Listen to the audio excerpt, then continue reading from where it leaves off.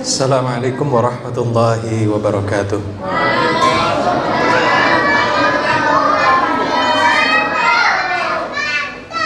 Innal hamdalillah nahmaduhu wa nasta'inuhu wa nastaghfiruh wa na'udzu billahi min syururi anfusina wa min sayyiati a'malina may yahdihillahu fala mudhillalah wa may yudlil fala hadiyalah.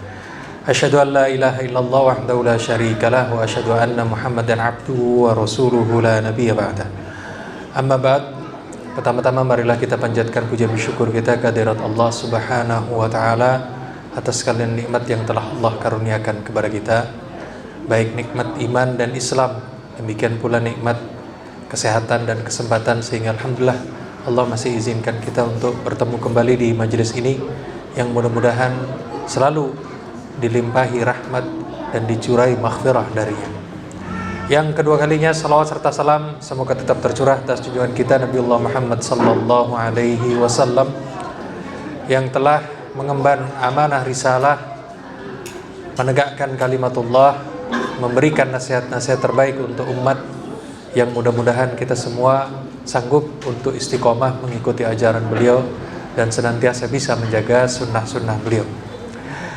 Masyaallah muslimin yang dimuliakan Allah, melanjutkan kajian kita tentang sirah nabawiyah masih di periode Makkiyah, di mana pada kesempatan terakhir kita sudah mengkaji tentang bagaimana perjalanan Rasulullah berdakwah di luar kota Makkah, yaitu di Taif, yang kemudian mengalami penolakan atau resistensi, di mana kemudian Rasulullah sampai pada tingkatan dibully, kalau bahasa kita sekarang, dilempari hingga kaki beliau berdarah, yang kemudian alhamdulillah berhasil kembali ke Makkah dengan selamat. Nah, pada malam hari ini kita akan lanjutkan tentang usaha Rasulullah sallallahu alaihi wasallam setelah kebuntuan di Taif itu, yaitu dengan mengambil kesempatan di akhir tahun ke-11 Bi'tsah atau akhir tahun ke-11 kerasulan Rasulullah sallallahu alaihi wasallam, yang bisa kita simpulkan bahwa di bulan Dzulqa'dah tahun 11 ini ya, tahun 11 kenabian, kabilah-kabilah yang ada di sekitar Makkah atau di luar Makkah itu mulai safar menuju kota Makkah untuk menunaikan ibadah haji ya. Sehingga di situ berkumpul berbagai macam kabilah yang kemudian mendirikan tempat perkemahan masing-masing kabilah tersebut, yang ini tentu saja menjadi satu kesempatan bagi Rasulullah sallallahu alaihi wasallam untuk meraih dua hal. Yang pertama yaitu mendakwahkan Islam kepada kabilah-kabilah dari luar kota Makkah itu. Kemudian yang kedua adalah untuk mencari suaka, mencari pembela Rasulullah sallallahu alaihi wasallam. Dan ini setiap kali ditawarkan memang selalu bersamaan. Jadi menawarkan ajaran Allah yang diwakili oleh Al-Quran, lalu kemudian mencari suaka agar kemudian mendapat perlindungan sehingga dakwah semakin lancar. Ma'asyiral muslimin yang dimuliakan Allah, disebutkan dalam kitab-kitab sejarah tercatat ada sekitar 20 kabilah yang didakwai oleh Rasulullah sallallahu alaihi wasallam. Hanya memang tidak bisa dipastikan semuanya tepat di bulan Dzulqa'dah tahun 11 itu. Ada yang sudah didakwai Rasulullah jauh-jauh hari sebelum musim haji tersebut, sehingga kemudian ada yang menerima, ada yang tidak ya, lebih banyak memang menolak ya. Yang bisa kita lihat di daftar yang muncul ini, ada beberapa kabilah yang kebanyakan memang berada di sekitar kota Makkah, tetapi juga ada kabilah-kabilah yang jauh, misalnya dari kabilah Hanifah ataupun kabilah Kindah yang ada di wilayah Yamamah dan juga Yaman, yang tentu saja jauh dari kota Makkah. Tetapi karena mereka berkumpul di Makkah untuk melakukan haji, maka di situ mudah bagi Rasulullah mengunjungi perkemahan-perkemahan mereka ini. Ya. Ma'asyiral muslimin yang dimuliakan Allah, di antara yang kemudian didatangi oleh Rasulullah tadi, ada yang memang tercatat kisahnya, ada pula yang kemudian hanya disebutkan oleh Imam Az-Zuhri tentang bagaimana Rasulullah mendakwai kabilah-kabilah tersebut. Nah, di antara yang tercatat ini ada Bani Abdullah yang merupakan bagian dari Bani Kalb atau Bani Kilab. Ya. Jadi Rasulullah SAW mendatangi perkemahan Bani Kilab yang salah satu turunannya bernama kabilah Abdullah. Ya.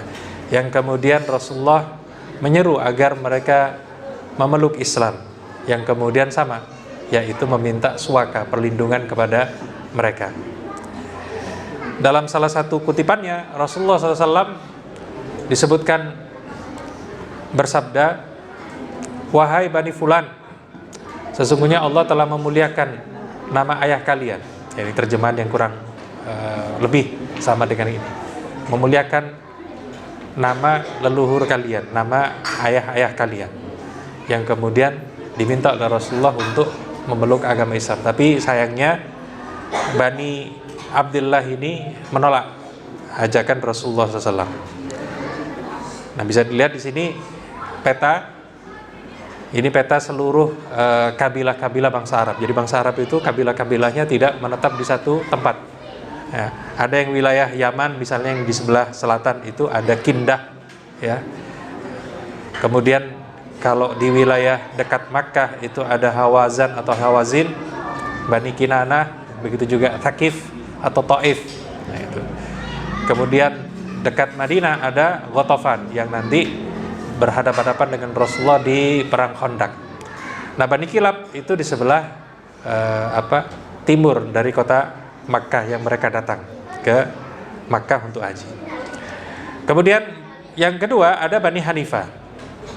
Ya, Rasulullah SAW juga mendatangi Bani Hanifah di perkemahan mereka. Nah, Bani Hanifah ini terkenal di seluruh Jazirah Arabia karena menguasai wilayah Yamamah. Yamamah itu di sebelah timur ini, mendekati laut ataupun teluk Persia. Ya.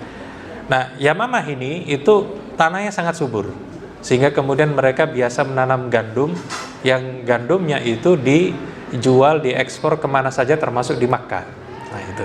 Sehingga Bani Hanifah ini dikenal oleh bangsa Quraisy sebagai para petani gandum yang kemudian membawa gandum-gandum tersebut. Kalau kemudian mereka menyetop ekspornya ke Makkah, tentu saja penduduk Makkah akan kesulitan. Sehingga Bani Hanifah itu dijalin hubungannya dengan baik oleh orang-orang Quraisy. Gitu. Baik, jadi di sini Rasulullah SAW menyeru Bani Hanifah itu untuk masuk Islam. Kalau masuk Islam, diminta juga untuk membela beliau Sallallahu Alaihi Wasallam, diberikan suaka atau perlindungan. Ya. Tetapi sayangnya Bani Hanifah ini, kabilah Hanifah ini menolak Rasulullah lebih parah daripada yang sebelumnya. Nah, itu. Kenapa? Karena mereka merasa menguasai ekspor impor, kita katakan ekspor pangan, sehingga kemudian merasa jumawa. Masa diajak oleh orang Quraisy gitu. Meskipun Quraisy itu menguasai Makkah, tetapi mereka merasa punya posisi sehingga kemudian mereka menolak tadi. Baik, saya lanjutkan. Yang ketiga ada Bani Amir ibnu Sa'sa'ah. Ya, Bani Amir ibnu Sa'sa'ah ini masuk dalam kelompok Hawazin. Ya, Hawazin nanti pada akhirnya ditaklukkan oleh Rasulullah dalam perang Hunain. Ya, setelah menaklukkan kota Makkah.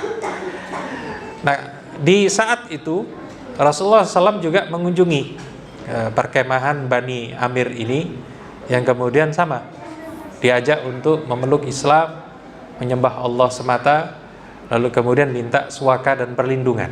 Jadi kita bisa bayangkan Rasulullah itu di musim ataupun di tahun 11 kenabian itu memang tidak ada yang membela. Sebab apa?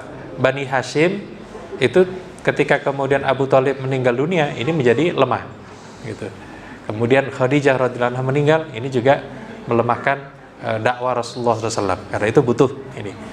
Yang kemudian dari Bani Amir ini ada yang menarik, ada kisah disebutkan ada seorang lelaki yang bernama Buhairah bin Firas, ya, yang ini masih dari keturunan bangsawan dari Bani Amir tadi, yang kemudian ketika ditawarkan oleh Rasulullah untuk masuk Islam, didakwai, gitu ya, dia tahu apa yang disampaikan oleh Rasulullah SAW itu sesuatu yang benar, tapi kemudian dia menghitung-hitung untung ruginya. Nah ini, jadi dia sampaikan, kalau seandainya aku bawa Muhammad ini, pemuda dari Quraisy ini, lalu kemudian dipindahkan ke kampungnya di Bani Amir itu, maka orang-orang Arab akan memburu dia. Nah, itu.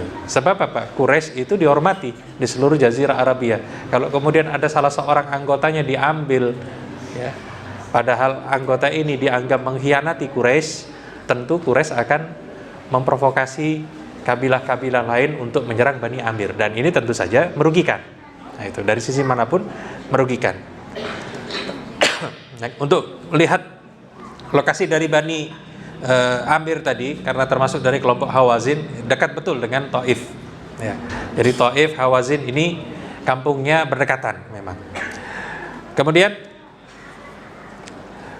Buhairah bin Firas menyampaikan kepada Rasulullah SAW, bagaimana menurutmu jika kami berjanji setia padamu untuk mengikuti agamamu? Artinya bagaimana kalau kami berbaiat, ya, mengikuti agamamu, lalu kemudian nanti Allah Subhanahu wa Ta'ala menaklukkan seluruh Jazirah Arabia ini, apakah setelah itu kemudian kami punya hak untuk mendapatkan bagian kepemimpinan? Jadi ini pikirannya, apakah kami nanti dapat jatah politik? Nah itu, kalau kami mendukung engkau beriman kepada agamamu ini, apakah nanti kalau kemudian kalian engkau menang, mampu mengislamkan seluruh Jazirah Arabia, apakah kami nanti dapat jatah politik? Nah itu, apakah kami nanti dijadikan pemimpin juga? Nah itu. Tapi apa kata Rasulullah SAW? Beliau sampaikan, semua urusan atau semua kepemimpinan itu milik Allah. Terserah Allah mau berikan kepada siapa. Jawaban ini mirip dengan jawaban Rasulullah SAW ketika nanti Rasulullah didatangi oleh Bani Hanifah juga, yang membawa tokoh yang namanya Musailamah. Ya, Musailamah itu siapa? Ya kita tahu, Musailamah al-Kadzdzab. Ya, jadi nabi palsu dari wilayah Bani Hanifah. Itu juga begitu. Apakah kita nanti berbagi kepemimpinan dan seterusnya? Jadi rata-rata bangsa Arab yang kemudian punya posisi tawar itu menyampaikan kepada Rasulullah SAW, kalau kami mengikuti engkau, kami dapat apa? Nah itu. Jadi selalu berbicara tentang imbal balik, baik itu dari sisi jabatan ataupun kemudian keuntungan duniawi. Nah itu. Nah ini tentu saja bisa dimaklumi. Kenapa? Karena secara naluriah manusia itu begitu. Kalau saya memberikan sesuatu, mengorbankan sesuatu, saya dapat apa? Nah itu. Kalau tidak dapat apa-apa, buat apa kemudian saya mengikuti engkau? Nah itu. Karena itulah kemudian kita bisa melihat hidayah yang Allah berikan kepada para sahabat dari sejak awal dakwah Rasulullah, itu memang hidayah yang kita katakan spesial, khusus. Nah itu. Mereka membela Rasulullah SAW tanpa imbalan apapun, tanpa ada bayangan nanti akan mendapatkan keuntungan jabatan, politik, dunia, sama sekali tidak. Nah itu. Baik, saya lanjutkan. Kemudian Buhairah bin Firas selalu mengatakan kepada Rasulullah SAW, apakah engkau engkau menginginkan orang-orang itu memburu leher-leher kami, menyembelih leher-leher kami, yang kemudian jika Allah memenangkanmu, maka urusan kepemimpinan ini menjadi milik orang lain selain kami, maka kami tidak butuh urusanmu itu. Jadi setelah ditimbang-timbang, kalau kami kemudian mendukung engkau, lalu kemudian dimusuhi oleh bangsa Arab dari kabilah manapun, ini kan tentu saja merugikan. Nah itu. Lalu setelah nanti kamu menang, kami tidak dapat apa-apa, buat apa? Yang seperti itu. Maka akhirnya Bani Amir bin Sa'sa'a ini menolak tawaran Rasulullah SAW. Nah di sini kita bisa melihat bagaimana Rasulullah itu orangnya tekun, gitu ya. Datang ke, kita katakan, perkemahan orang, isinya para pembesar mereka, didakwai gitu. Lalu ditolak, pindah lagi. Kalau jenengan misalnya pernah lihat dulu ada sales keliling dari rumah ke rumah, door to door, itu menawarkan barang yang baru, maka kita akan lihat sales itu punya keteguhan yang luar biasa sebenarnya. Kalau kita pikir itu menawarkan ditolak, menawarkan ditolak. Rasulullah juga seperti itu, ya, menawarkan ditolak, menawarkan ditolak. Tetapi kita bisa melihat bahwa Rasulullah SAW menawarkan sesuatu yang bahkan kemudian tukang sales manapun tidak bisa tawarkan. Nah, itu sebab berbicara tentang hati itu beda. Ya. Baik, kita lanjutkan. Nah, setelah Bani Amir itu kemudian menyelesaikan ritual hajinya, mereka kan pulang, ya. Yang kemudian di tengah Bani Amir itu, di kampungnya itu memang ada sesepuh, ya, sudah tua lansia yang tahun itu tidak berangkat haji karena umurnya yang sudah uzur tadi. Tetapi dia penasaran, dia suka mendengar berita-berita dari Makkah. Maka kemudian Bani Amir ini yang diwakili oleh Buhairah tadi itu kemudian melapor kepada sesepuh ini, diceritakan tadi atau saat kami haji itu ada orang dari Quraisy, dari Bani Abdul Muttalib yang namanya ini, lalu kemudian mengaku sebagai nabi, gitu ya. Lalu kemudian dia mendakwai kami, minta kami agar menolong dia, berpihak kepadanya, kalau perlu kemudian membawa dia ke negeri kita ini. Nah itu. Terus bagaimana? Ya, kami tolak. Ya, jadi sampaikan, kami tolak. Ya, itu buat apa? Gak ada untungnya kalau kemudian membela pemuda ini. Yang kemudian orang tua itu lalu begini, aduh, gitu. Kalian ini tidak tahu, gitu. Ya, kalau bahasa kita itu. Baik, Bani Amir, kira-kira apakah orang itu masih ada di sana? Itu. Kalian telah menyanyiakan apa yang datang kepada kalian. Demi Tuhan, demi Allah, sesungguhnya anak keturunan Ismail itu tidak pernah sekalipun berdusta dalam perkataannya. Sehingga kita bisa melihat Rasulullah SAW itu masyhur sebenarnya saat itu. Bahkan di luar kota Makkah itu orang-orang banyak yang kenal siapa anak dari Bani Abdul Muttalib yang kemudian namanya Fulan, gitu. Ya. Perkataannya selalu benar. Jadi di mana kecerdasan kalian yang selama ini kalian miliki? Artinya mengikuti Muhammad sallallahu alaihi wasallam itu mestinya tindakan yang benar, mestinya tindakan yang waras. Tetapi kenapa justru kalian tolak? Gara-gara hitung-hitungan duniawi itu. Nah ini. Ya. Kemudian kabilah yang ketiga yaitu kabilah Kindah. Ya, Kindah ini di wilayah Yaman memang. Ya, kalau jenengan pernah dengar ada ulama namanya Al-Kindi, nah itu maka dari kabilah Kindah ini, yang kebetulan yang datang ke Makkah ini dipimpin oleh seorang lelaki yang namanya Malih. Ya, Malih ini kalau dalam bahasa Arab artinya asin, ya, bukan Mali tong-tong, gitu. Itu ini Malih. Gitu.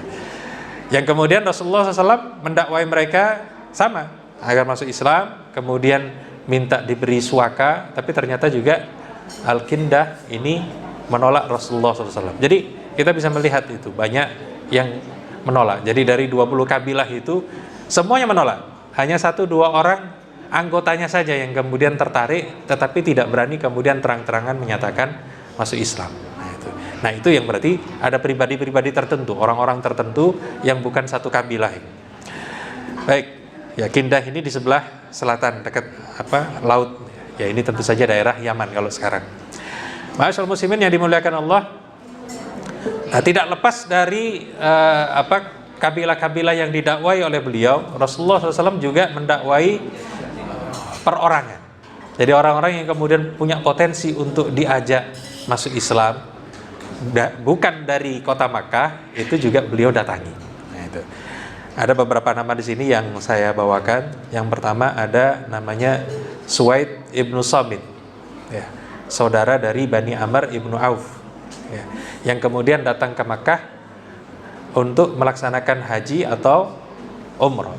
Nah, Suwaid ini itu ahli syair, ya, yang di tengah kaumnya dipanggil dengan istilah Al-Kamil, si sempurna. Karena apa? Gigihnya sempurna, puisinya sempurna, nasab-nasabnya juga sempurna, termasuk juga keberaniannya sempurna. Sehingga kemudian Rasulullah SAW tahu orang ini terkenal. Ketika beliau mendengar Suwaid itu datang, maka Rasulullah kemudian menemui Suwaid tadi, menyerunya untuk masuk Islam. Itu. Yang kemudian ada dialog yang dicatat oleh Az-Zuhri gitu, kalau tidak salah. Rasulullah SAW ketika mendatangi Suwaid, Suwaid tahu ini Muhammad dari Bani Hashim. Ya. Yang kemudian Suwaid bertanya, karena dia ahli bahasa, ahli syair itu, dia bertanya, apakah yang engkau bawa itu sama dengan apa yang aku bawa? Nah ini kan tentu saja, apa kesamaan yang dibawa oleh Rasulullah dengan orang ini? Ya, yang berarti apa? Suwaid itu kalau bahasa kita ini berpendidikan, ya, punya wawasan tentang keilmuan. Yang kemudian Rasulullah SAW bertanya, apa yang engkau bawa? Nah itu. Yang kemudian Suwaid mengatakan, aku punya lembaran hikmahnya Luqman.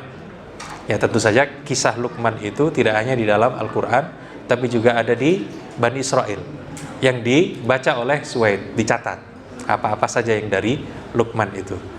Yang kemudian Rasulullah SAW meminta, ya kalau begitu sudi tidak, ya, sampaikan isi dari lembaran itu. Akhirnya dibaca oleh Suwaid tentang kisahnya Luqman itu. Yang kemudian Rasulullah SAW puji, ya ini ucapan yang indah yang kamu tulis ini. Namun yang aku miliki, kata Rasulullah, jauh lebih indah. Sebab apa? Beliau membawa Al-Quran yang turun dari sisi Allah Subhanahu wa Ta'ala. Yang kemudian Al-Quran itu hudan wa nur, petunjuk sekaligus cahaya bagi manusia. Nah ketika disampaikan seperti itu, kemudian Rasulullah SAW membacakan beberapa surah kepada Suwaid ibn Samit ini, mengajaknya masuk Islam. Yang saat mendengar, Suwaid tidak membantah, karena saking indahnya Al-Quran itu bagi bangsa Arab. Sehingga kemudian Suwaid pun memuji, ucapan ini paling indah memang. Nah itu. Sebab apa? Kita berkali-kali melihat bagaimana Al-Quran itu ketika kemudian dibacakan di kalangan Quraisy, bangsa Arab, itu pasti mereka kemudian memuji Al-Quran itu sesuatu yang indah. Maka kemudian kalau zaman sekarang, ini jadi problem besar. Ketika kemudian banyak orang yang merasa sudah belajar bahasa Arab, lalu kemudian terutama orang yang dari non-muslim sengaja mencari kelemahan Al-Quran, merasa Al-Quran itu tidak indah. Nah itu. Nah ini tentu saja orang-orang yang merasa Al-Quran itu tidak indah karena mereka memang bukan orang Arab, sehingga tidak mengerti nilai jiwa ataupun kemudian rasa bahasa Arab dari Al-Quran itu. Nah, itu. Sampai sekarang banyak yang seperti itu. Kemudian Suwaid ibnu Samit berpamit kepada Rasulullah SAW yang tujuannya kembali ke Madinah. Ya, jadi rupanya Suwaid ibnu Samit ini masuk dari kabilah Al-Aus. Al-Aus dan Al-Khazraj ini dua kabilah yang sering berseteru di kota Madinah. Bangsa Arab dua-duanya, tapi sering bertekar, bahkan kemudian sering berperang. Ya. Yang kemudian setelah kembali ke Madinah, Suwaid ternyata kemudian tewas, yaitu saat terjadi perang Bu'as. Ya, perang Bu'as itu perang antara kabilah Aus dan Khazraj yang terakhir kali. Jadi mereka perang besar di situ tahun 11 juga, yang kemudian itu perang terakhir. Sebab apa? Setelah itu Rasulullah hijrah. Nanti tahun ke-13 itu. Nah, Rasulullah hijrah, Rasulullah mendamaikan antara Al-Aus dan Khazraj itu karena mereka masuk Islam itu didamaikan. Kalian ini bersaudara, buat apa kemudian perang? Sehingga kemudian mereka akhirnya bersatu di bawah pimpinan Rasulullah SAW. Tetapi Suwaid ibnu Samit ketika tahun ke-11 itu, ketika tewas itu dipersaksikan oleh kaumnya bahwasannya Suwaid itu sudah Muslim, mengakui kebenaran Rasulullah SAW meskipun belum sempat menyatakan syahadatnya di hadapan Rasulullah SAW. Nah itu. Ini persaksian. Makanya kemudian Suwaid ini dimasukkan dalam kelompok sahabat, ya. Tetapi kemudian memang kisahnya sangat sedikit saja. Baik, saya lanjutkan. Di antara individu yang juga didakwai oleh Rasulullah Sallallahu Alaihi Wasallam ada yang bernama Iyas ibnu Mu'ad. Ya, ini seorang pemuda dari wilayah Yasrib yang saat itu, nah ini spesialnya tahun 11 kenabian itu memang hendak terjadi perang Bu'as itu. Jadi Aus dan Khazraj karena memang mereka mau perang, itu nyari dukungan. Yang ini nyari dukungan dari kabilah-kabilah tertentu termasuk dari kalangan Yahudi untuk mendukung mereka baik dari segi senjata ataupun dari segi finansial keuangannya. Yang Khazraj juga demikian. Nah itu. Nah salah satu yang kemudian dituju untuk mencari aliansi itu, mereka datang ke Makkah. Barangkali ada dari kabilah-kabilah Quraisy yang mau membantu mereka untuk melawan saudaranya sendiri. Nah itu, Aus dan Khazraj begitu. Yang kemudian dari Aus ini memang datang ke Quraisy untuk mencari aliansi tadi. Ya. Yang kemudian Aus itu kebetulan jumlah anggotanya lebih sedikit dibandingkan dengan Khazraj, sehingga mereka kalau tidak cari aliansi khawatir kalah total. Nah itu. Yang kemudian Rasulullah SAW mengenali, oh ini dari Madinah ini, yang kemudian didatangi oleh Rasulullah, lalu beliau tawarkan. Ya. Jadi Rasulullah tahu ini mau terjadi perang antara Aus dan Khazraj, tapi Rasulullah ambil kesempatan, mau tidak aku tawarkan sesuatu yang lebih baik daripada yang kalian tuju. Sebab apa? Rasulullah tahu ini orang-orang Aus ke Makkah tujuannya untuk nyari aliansi, nyari bantuan, nyari kawan untuk menggebuk Khazraj. Nah itu. Maka Rasulullah tawarkan, aku tawarkan sesuatu yang lebih baik daripada aliansi-aliansi itu. Gitu. Apa itu? Lalu Rasulullah menyampaikan, aku ini utusan Allah, Rasulullah, yang Allah mengutusku kepada umat manusia, menyeru mereka agar menyembah Allah dan tidak mempersekutukannya dengan sesuatu apapun, dan juga Allah menurunkan kitab kepadaku. Artinya bangsa Arab meskipun mereka musyrik itu masih mengakui Allah Subhanahu wa taala, hanya menyekutukan, menyembah berhala-berhala tersebut. Jadi ketika kemudian ada orang mengaku utusannya Allah, ini kan berarti luar biasa. Nah itu. Yang kemudian Rasulullah menjelaskan tentang bagaimana Islam itu, lalu kemudian beliau bacakan Al-Quran. Kemudian Iyas ibnu Mu'ad menyampaikan kepada rombongannya, wahai kaumku, demi Allah ini jauh lebih baik daripada tujuan kedatangan kita. Mereka datang untuk mencari aliansi, kawan-kawan yang digunakan untuk menggebuk saudaranya sendiri, yaitu Khazraj. Tetapi ditawarkan, bagaimana kalau kita kemudian bersatu untuk menyembah Allah. Nah itu. Sebab apa? Kalau sudah urusannya persatuannya itu atas dasar menyembah Allah, ini berarti nanti ke depannya akan besar. Sehingga kita bisa tahu Iyas bin Mu'ad ini cerdas, bisa melihat apa yang ada di masa depan yang ditawarkan oleh Rasulullah SAW. Tapi kemudian tidak semua orang berpikiran seperti Iyad ini. Ada salah seorang kawannya, Abul Haisar atau Anas bin Rafi itu kemudian mengambil tanah dilemparkan, gitu ya. Dilemparkan kepada Iyas. Ngomong apa kamu begitu gitu. Yang kemudian Anas bin Rafi ini berbicara kepada Rasulullah SAW, mengatakan, sudah tinggalkan kami. Ya. Kami datang bukan untuk ini. Kami datang ini nyari kawan untuk membantu kami melawan Khazraj. Nah, itu. Jadi tetap kepada tujuan semula. Nah, tetapi Iyas ini di dalam hatinya sudah masuk, mulai ada hidayah di situ. Sehingga kemudian ketika ditolak seperti itu, ya Rasulullah SAW ya sudah selesai. Tugasnya menyampaikan, diterima alhamdulillah, nggak diterima ya sudah cari yang lain. Nah itu. Maka Rasulullah berdiri, kemudian rombongan ini kembali ke Madinah dan gagal total. Gagal totalnya bagaimana? Mereka tidak dapat aliansi manapun dari kabilah-kabilah Quraisy. Sebab Quraisy memandang, ya urusan Madinah sudah, urusan kalian sendiri. Nah itu. Sehingga kemudian mereka pulang dengan tangan hampa, tidak dapat aliansi sama sekali. Tapi kemudian Iyas ketika sudah kembali ke Madinah, tidak lama dikabarkan meninggal dunia. Yang disebutkan dalam riwayat itu, Iyas ini saat sakaratul maut itu bertahlil, bertakbir, memuji Allah dan bertasbih. Yang ini oleh para ulama disimpulkan, ya ini sudah muslim, meskipun belum tahu caranya bersyahadat. Nah itu. Sebab yang penting iman dulu. Nah, itu.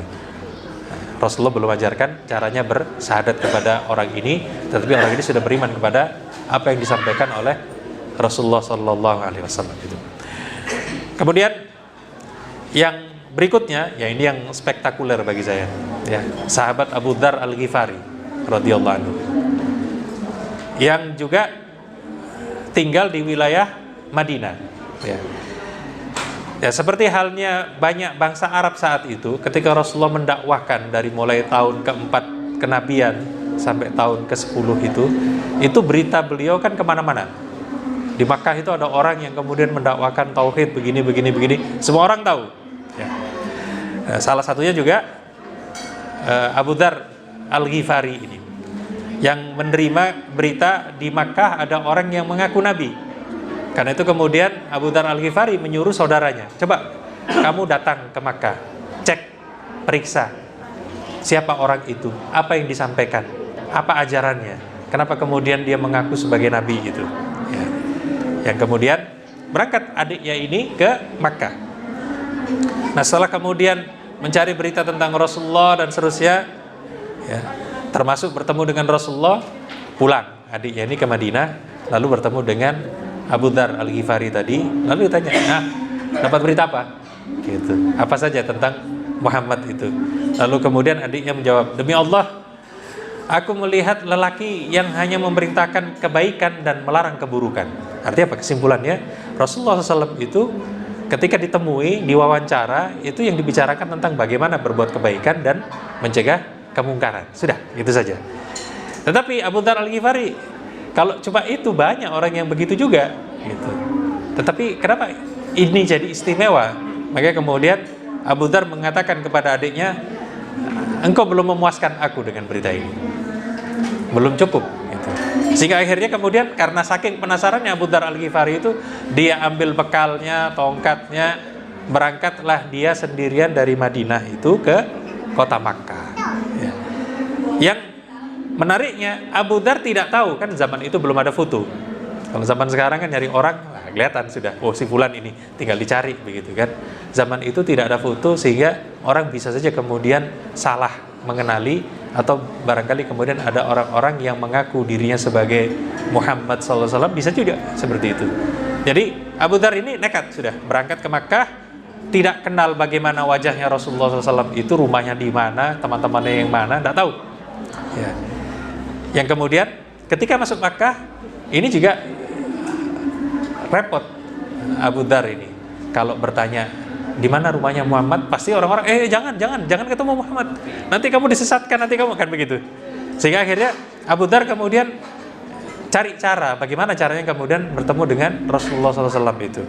Jadi di situ kemudian menuju ke air Zam-Zam, sebab air Zam-Zam itu kan diletakkan di depan Ka'bah, ada semacam kotak kulit gitu, disiramkan, ada dua, yang satu untuk hewan, yang satu untuk minum manusia. Nah itu. Yang di situ kemudian tiap hari ya itu saja, minum di situ, nunggu di masjid, tanpa berani bertanya siapapun, sebab khawatir kalau bertanya nanti dicurigai orang. Yang saat itu kemudian Ali bin Abi Thalib radhiyallahu anhu lewat di hadapan Abu Dzar Al-Ghifari ini, yang kemudian bertanya, Anda orang asing? Iya. Gitu. Baik, ikut saya. Gitu. Jadi warga Makkah itu melihat orang asing, berdebu bajunya, kepalanya, habis kelihatan safar, dibantu. Nah itu. Yang kemudian Abu Dzar mengikuti Ali bin Abi Thalib, tidak berani bertanya. Dia dibantu apa kebutuhannya, makanannya disiapkan gitu ya. Yang kemudian ketika pagi hari balik lagi Abu Dzar ke masjid lagi. Nah itu. Mencoba mencari tahu, barangkali ada orang yang sedang ngobrol lalu menyebut nama Muhammad. Tapi tidak dijumpai juga ada orang yang kemudian berbicara tentang Rasulullah SAW itu. Jadi menunggu lagi. Yang kebetulan Ali radhiyallahu anhu lewat lagi di depannya. Sudah ketemu orang yang kau cari itu? Belum. Nah itu. Ya bagaimana ketemu, orang bertanya saja tidak. Nah itu. Yang kemudian akhirnya diajak oleh Ali bin Abi Thalib, ayo ikut aku lagi. Lalu kemudian Ali radhiyallahu anhu bertanya, mulai menyelidiki, apa urusanmu di sini? Apa yang membawamu datang ke Makkah ini? Cari siapa sebenarnya? Yang kemudian Abu Dzar Al-Ghifari antara iya atau tidak memberitahu Ali bin Abi Thalib. Tapi ketika melihat kemarin itu dibantu oleh Ali bin Abi Thalib, diberi makan, diberi ini, akhirnya Abu Dzar menyatakan, kalau aku sampaikan rahasiaku ya, kalau kamu kemudian berjanji mau merahasiakannya, aku akan sampaikan. Nah itu. Yang kemudian Ali bin Abi Thalib, ya aku akan lakukan. Apa? Nah itu. Baru kemudian Abu Dzar cerita, aku mendengar di Madinah itu, ya, dari Madinah itu kami mendengar berita di Makkah itu ada lelaki yang kemudian mengaku sebagai Nabi Allah. Ya. Aku sudah mengirim saudaraku untuk menelitinya, ya, menemuinya. Tetapi beritanya tidak memuaskan aku ketika di Madinah itu.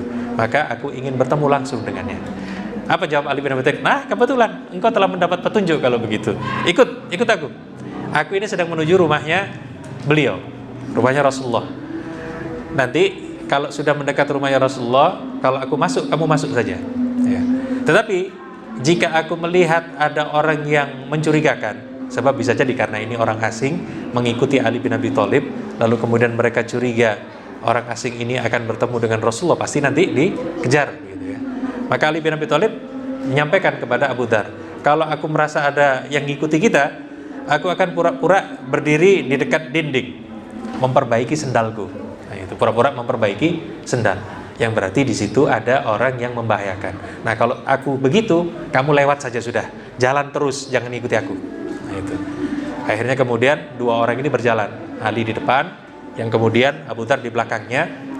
Sampai akhirnya, walhamdulillah tidak ada halangan sama sekali. Masuk ke rumahnya Rasulullah, bertamu. Lalu kemudian Abu Dzar bertanya kepada Rasulullah tentang Islam. Dijelaskan oleh Rasulullah, begini. Sampai akhirnya Abu Dzar masuk Islam, bersyahadat di hadapan Rasulullah saat itu juga. Tetapi ceritanya belum selesai. Ya. Nah, Abu Dzar ini kemudian diwanti-wanti oleh Rasulullah. Ya. Wahai Abu Dzar, rahasiakan urusan ini. Ya. Setelah ini pulang saja langsung ke Madinah. Ya. Kamu tunggu di sana sampai kamu mendengar berita kami kaum muslimin di Mekah menang. Kalau kamu dengar berita kami menang, nah kamu datang kemari. Nah itu wanti-wanti dari Rasulullah SAW. Tapi Abu Dzar ini orangnya nekat, yang kemudian disampaikan kepada Rasulullah, demi zat yang mengutusmu dengan kebenaran, aku akan menyerukannya di tengah-tengah mereka. Artinya apa? Ya Rasulullah, setelah ini aku akan langsung ke Masjidil Haram di depan Ka'bah. Aku akan umumkan di hadapan Quraisy, aku telah masuk Islam. Nah, itu kan nekat. Ya. Yang kemudian betul-betul dilakukan oleh Abu Dzar Al-Ghifari. Dia datang ke depan masjid itu, di depan Ka'bah itu, lalu kemudian teriak di tengah-tengah itu, ya ma'syara Quraisy, gitu ya. Wahai sekalian orang Quraisy. Lalu menyatakan, asyhadu an la ilaha illallah wa asyhadu anna Muhammadan abduhu wa rasuluh. Wah, langsung itu gempar. Ya kan? Orang-orang yang duduk di depan Ka'bah langsung teriak, ayo siapa pukuli dia. Dipukuli. Gitu. Dikeroyok rame-rame sampai hampir meninggal dunia. Ya, itu. Tapi kemudian paman Rasulullah yang lewat di situ kemudian melindungi Abu Dzar tadi, yang kemudian mengatakan, bahaya, celaka kalian. Gitu. Kenapa celaka? Apa kalian nekat mau membunuh orang dari Bani Ghifar? Ini Bani Ghifar. Gitu. Kalau kamu bunuh, itu berbahaya. Kenapa berbahaya? Kalian kalau ke Syam, dari Makkah menuju Syam, itu pasti melintasi wilayah Bani Ghifar. Kalian sudah membunuh anggotanya, maka kalian pasti nggak aman sudah. Nah itu. Akhirnya mereka sudah dilepaskan. Nah itu. Nah ini Abu Dzar Al-Ghifari. Tapi apa kemudian selesai itu? Masih belum selesai. Besok diulang lagi seperti itu. Diumumkan, ya ma'syara Quraisy, asyhadu an la ilaha illallah wa asyhadu anna Muhammadan abduhu wa rasuluh. Dikeroyok lagi. Gitu.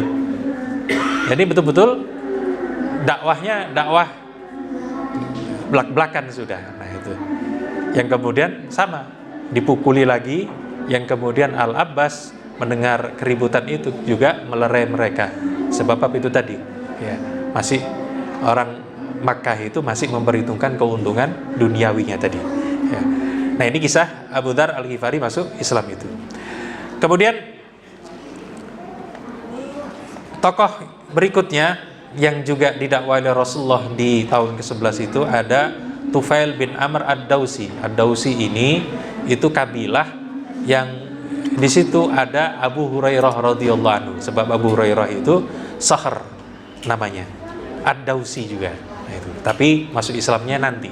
Sebab Ad-Dausi ini rupanya kabilah yang kemudian memang agak keras kepala dibanding dengan kabilah yang lain.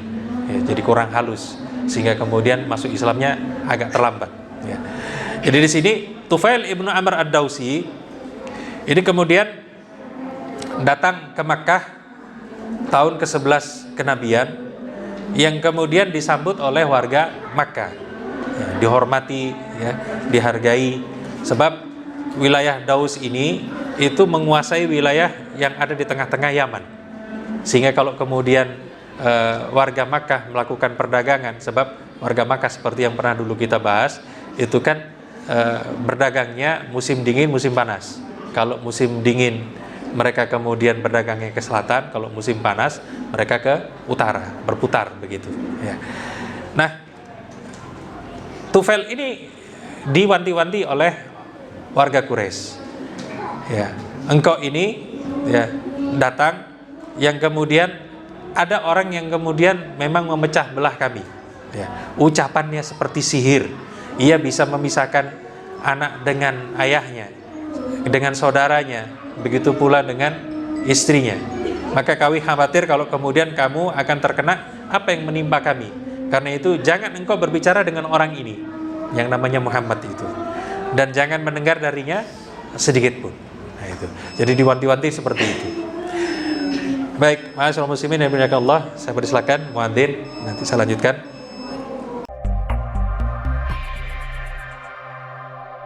Aku akan tutup telingaku kalau masuk ke wilayah Ka'bah itu. Kasih kapas di situ supaya tidak dengar apapun terkait tentang Rasulullah SAW. Ya, kalau bahasa kita dilalah saat di masjid, justru Rasulullah pas sholat. Nah, itu. Melihat ada orang sholat kok berbeda, akhirnya justru Tufail ibnu Amr ini mendatangi, mendengarkan. Tentu saja bacaan Rasulullah, baca Al-Quran itu indah tentu saja. Yang di sini kemudian Tufail berkata dalam hati, celaka ini. Gitu. Aku ini kan orang cerdas, aku ini kan ngerti syair. Sudah, kenapa aku harus mendengarkan mereka untuk tidak mendengarkan orang ini? Aku akan dengarkan baik-baik. Kalau memang isinya baik, aku akan ikuti. Kalau memang isinya buruk, ya sudah, aku tinggalkan saja. Gitu. Akhirnya dibuka kapasnya itu, didengarkan baik-baik. Ternyata Rasulullah baca Al-Quran dalam sholat itu, yang tentu saja ini sangat luar biasa bagi dia, isinya kebaikan semua, yang kemudian akhirnya ditunggu sampai Rasulullah selesai sholat itu, yang kemudian Rasulullah pulang ke rumahnya diikuti oleh Tufail ini, yang kemudian ia minta izin bertamu masuk, lalu kemudian cerita, aku, ya, ketika masuk ke kota Makkah ini diwanti-wanti agar tidak mendengar apapun dari engkau, karena begini, karena begini, karena begini, karena begini. Tapi aku ingin mengikuti kata hati tadi. Ya. Kalau memang isinya baik, aku akan ikuti. Kalau jelek, aku akan tinggalkan. Yang kemudian diceritakanlah tentang Islam oleh Rasulullah SAW. Yang ketika kemudian mendengar semua tentang Islam, ya sudah, ini baik semua. Akhirnya kemudian Tufail memutuskan untuk bersyahadat. Ya. Yang kemudian akhirnya pulang, kembali ke kabilah Daus. Tapi kemudian Tufail sebelum pulang itu minta, ya Rasulullah, doakan aku sebagai pertanda, yang kemudian Rasulullah doakan agar kemudian ada cahaya di wajahnya. Tapi kemudian Tufail, ya Rasulullah, jangan di wajah. Kalau kemudian aku pulang dari Makkah tiba-tiba wajahku cerah atau putih, orang mengira jangan-jangan kamu kena penyakit. Gitu. Terus bagaimana? Minta agar cahayanya itu diletakkan di cambuknya. Yang kemudian setelah pulang dengan membawa sesuatu yang ajaib itu, kemudian Tufail mendakwai anak dan istrinya, mereka masuk Islam. Tetapi mendakwai kabilahnya ini sesuatu yang sangat payah, sebab sulit betul mereka masuk Islam. Tetapi Tufail sejak tahun 11 itu tidak menyerah, dia terus dakwai orang-orang yang ada di kabilahnya itu sampai kurang lebih sekitar tahun 7 Hijriah. Jadi kurang lebih sekitar 10 tahun berikutnya Tufail akhirnya hijrah dengan kurang lebih sekitar 70 orang dari Daus, termasuk diantaranya juga Abu Hurairah yang berangkat ke Madinah itu. Nah, di sini kita lihat usaha Rasulullah meskipun barangkali kemudian tidak terlihat, tapi Allah memberikan hidayah itu kepada orang-orang tertentu yang kemudian bisa memberikan jalur untuk hidayah-hidayah bagi orang-orang yang lain.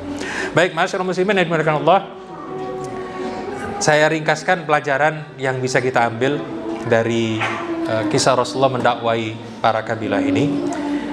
Yang pertama adalah bahwa dakwah itu tidak terbatas pada ruang dan waktu. Artinya ditolak di Taif, ada kesempatan lain, ditolak lagi, ada kesempatan lain, ditolak lagi, ada lagi tempat lain. Nah, itu artinya apa? Semuanya punya potensi. Kemudian yang kedua, pentingnya membangun jaringan sosial dan politik. Ya, ini tentu saja kalau di dakwah kita menjalin apa yang sama, ya, sesama kaum muslimin, ya, dengan tetangga kita misalnya, yang kemudian barangkali berbeda fikihnya, berbeda organisasinya, tapi sebenarnya ada yang sama, yaitu apa? Sama-sama tidak suka kemungkaran, ya, gitu. Barangkali mungkin cara sholat berbeda, tapi masalah kemungkaran, masalah khomer, pencurian, perzinahan dan seterusnya, itu pandangannya sama. Nah, ini bisa dijalin kerjasama seperti itu. Kemudian yang berikutnya tentang kesabaran dan keteguhan hati. Artinya seorang dai itu tidak bisa kemudian mentalnya melempem. Gitu. Jadi tidak boleh kemudian muslim itu baru kena bantahan sedikit lalu ya kalau bahasa anak sekarang sudah kena mental gitu. Nah, tetap harus kokoh gitu. Kemudian yang keempat, menanam benih iman ya, sebelum hijrah. Nah, ini tentu saja dari sisi bahwa Rasulullah SAW itu menjadi jalur untuk hidayah-hidayah kepada banyak orang yang bisa dikatakan ini potensial kemudian untuk mengembangkan di luar kota Makkah itu. Yang berarti apa? Kita pun demikian. Jadi tidak segan-segan kemudian bertemu dengan orang lalu mendakwai mereka dengan jalan yang kita katakan oh ini baik. Nah, itu yang kemudian kita ajak bergerak. Kalau kita diam saja enggak. Tentu saja hanya sebatas kepada kita sendiri saja. Kemudian yang terakhir, mengajarkan fleksibilitas metode dakwah. Artinya di sini kadang Rasulullah SAW berbicara dengan seseorang, orang per orang, kadang kemudian pimpinan kabilah. Nah, itu yang berarti apa? Kita dalam satu organisasi yang kemudian memang berbicara tentang dakwah, bisa jadi kemudian kerjasama, mohon maaf misalnya dengan pemerintah, dengan kita katakan kepolisian, dengan Koramil membangun itu bisa, gitu. Sehingga kemudian dakwah kita semarak, tidak kemudian hanya ormas kita saja, enggak, tapi kemudian keluar. Nah ini tentu saja sebenarnya sudah jauh dicontohkan oleh Rasulullah SAW yang terkadang mungkin ada di antara dai itu yang merasa dakwahnya itu bukan dakwah ilallah, tapi justru dakwah ilaina. Itu bahaya itu. Berdakwah hanya untuk kami, untuk ormas kami. Nah, maka mestinya dakwah itu kembali. Dakwah itu apa? Ilallah. Niatnya kepada Allah Subhanahu wa taala. Nah, ini juga menjadi rahasia kenapa kemudian dakwah Rasulullah itu dilancarkan oleh Allah di masa-masa berikutnya. Baik, ma'asyiral muslimin yang dimuliakan Allah, barangkali itu yang dapat kita kaji pada malam hari ini. Saya persilakan, barangkali mungkin ada yang hendak ditanyakan, monggo. Dari kisah Sirul Nabawi, Nabi mengajak untuk dakwah. Hampir seluruh kabilah-kabilah itu tidak ada kesatuan untuk menerima Islam. Nah, itu zaman dahulu sudah benih seperti itu muncul. Kalau kita lihat datangnya sekarang, kabilah-kabilah orang-orang yang sekarang itu dalam rangka untuk membantu Palestina. Kelihatannya benih itu masih ada. Gimana? Ini memang kalau saya melihatnya manusiawi. Ya, manusia begini. Manusia itu sering hitung-hitungan gitu. Jadi, ayo bantu Gaza misalnya. Dipikir, saya bantu Gaza oleh opo. Nah, itu dihitung gitu. Dapat apa? Apa kemudian kita dapat pengakuan, kita kemudian diletakkan sebagai pemimpin bangsa Arab? Kan enggak juga. Nah, itu. Jadi kalau kita misalnya, kenapa Saudi misalnya? Kenapa kemudian kita katakan Uni Emirat Arab atau barangkali kemudian Yaman atau barangkali negara-negara Mesir misalnya yang bertetangga langsung, kenapa semuanya rame-rame kemudian menutup perbatasannya? Padahal ini masalah kemanusiaan. Nah, itu. Maka di sini kita lihat ini gerak pemerintahnya. Mereka takut, tentu saja secara politik takut kepada yang lebih besar lagi. Kalau tidak Israelnya sendiri atau Amerika dan sekutunya, kan itu memang kita baca gitu. Tapi kita bisa melihat rakyatnya enggak. Rakyatnya tetap mengalirkan itu. Itu di Gaza setelah sejak tanggal 7 Oktober yang pertama itu setelah kemudian terjadi pertukaran sandera gitu ya, tawanan yang pertama kali itu tidak lama bantuan datang dari Uni Emirat Arab, tapi bukan dari pemerintahannya, dari yayasan-yayasan sosial yang kemudian membangun masjid darurat itu. Banyak yang kemudian perang lagi gitu. Artinya di sini masyarakat atau kaum muslimin sebenarnya juga gatel itu. Gitu. Mereka ingin bantu, tapi kenapa nih pemerintah begini? Nah, itu. Ya, bahkan kita juga begitu, ya hanya sekedar diplomasi semua. Kenapa? Karena ada itu tadi, untung-untung, hitung-hitungan untung ruginya tadi. Kalau saya kemudian maju, apa untungnya? Nah, saya rasa itu yang juga yang dialami oleh 20 kabilah yang didakwai Rasulullah menolak itu. Sehingga secara naluri ya, mereka pasti begitu. Maka mengambil pelajaran dari Rasulullah SAW ini, yang beliau dakwai, oke, pemimpin-pemimpin ini mungkin belum dapat hidayah, tapi ada orang-orang yang di bawahnya yang potensi. Maka kemudian Rasulullah mendakwai satu persatu yang kira-kira potensial tadi. Yang alhamdulillah kemudian Daus akhirnya masuk Islam banyak gitu kan. Bahkan Ghatafan yang awalnya ataupun Hawazin yang awalnya menolak juga nanti pada akhirnya masuk Islam semua. Nah, ini yang kalau kita lihat dari bentuk bantuan-bantuan kepada Gaza itu bukan berarti kemudian sudahlah pemerintah begini sudah saya tidak perlu bantu sudah. Tidak, tetap kita bergerak itu. Dan ini yang kemudian nanti merubah lanskap berikutnya. Artinya tahun-tahun ke depan semakin tekanan itu menguat kepada Israel dan kita lihat itu hari ini. Oke. Monggo. Karena gini, andaikan kalau di kabilah Arab itu hanya negara kecil seperti Israel kan bisa diambil. Iya betul. Nah, ini sebenarnya sama seperti kasus waktu Amerika diboikot oleh Saudi di masa Raja Faisal, gitu ya. Diboikot, tidak dikasih minyak sama sekali. Yang kemudian ekonomi Amerika runtuh gara-gara tidak punya bahan bakar untuk industri mereka. Tapi apa yang mereka lakukan? Mereka kirim agen spionase untuk ngompori keponakannya yang kemudian diberi senjata, pamannya sendiri raja itu dibunuh, gitu. Bubar sudah selesai. Nah, ini yang kita takutkan di situ. Kecuali kalau kemudian kita bisa mengamankan ini, ya kita bisa melihat Iran saja jenderalnya diproteksi seperti itu, tiba-tiba kena bom, ya kan? Jaringan intelijen mereka itu yang luar biasa tadi. Maka di sini tentu saja tetap kemudian menyuarakan tadi. Kalau kemudian ada rasa kekhawatiran, setidaknya kita sebarkan beritanya itu ke wilayah-wilayah barat yang menjadi penyokong mereka. Dan alhamdulillah banyak dari komunitas di Amerika, di Eropa yang kemudian menentang Amerika ataupun Israel itu. Ya ini sekarang. Kalau kita teruskan itu 5 tahun lagi, mudah-mudahan bisa terjadi kan gitu. Pengekangan terhadap Israel dan kejahatannya itu. Okay. Baik, ma'asyiral muslimin yang dimuliakan Allah, barangkali itu yang dapat kita kaji pada malam hari ini. Mudah-mudahan bermanfaat dan mudah-mudahan kita selalu bersemangat dalam mencari kebaikan, mengembangkan kebaikan dan juga menyebarkan kebaikan di tengah-tengah masyarakat kita. Aku qouli hadza wa astaghfirullah li wa lakum billahi hidayah wa taufiq. Wassalamualaikum warahmatullahi wabarakatuh.